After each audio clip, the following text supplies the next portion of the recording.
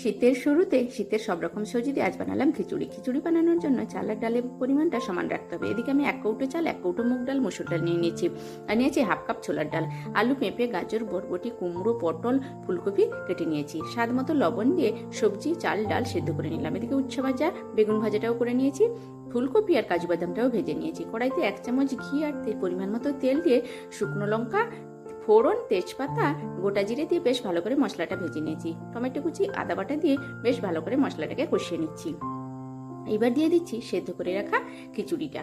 বেশ ভালো করেই নাড়াচাড়া করে নেবো যাতে মশলাটা খিচুড়ির সঙ্গে একদম খুব ভালোভাবে মেখে যায়। এবার দিয়ে দিচ্ছি স্বাদ মতো চিনি, আর লবণটা আমি দিয়ে দিয়েছিলাম সেদ্ধ সময় পরিমাণ মতো, আর এখন অল্প একটু দিয়ে দিলাম। আর দিয়ে দিলাম 1 চামচ লঙ্কা পাউডার। এবার রেডি হয়ে গেছে। দিয়ে দিলাম 1 চামচ গরম মশলা আর 1 চামচ ঘি দিয়ে নামিয়ে নিয়েছি। এদিকে পাঁপড় ভাজাটাও করে নিলাম। বেগুন ভাজা, উচ্ছে ভাজা, সবজির লাবড়া, পাঁপড় ভাজা। Bye bye.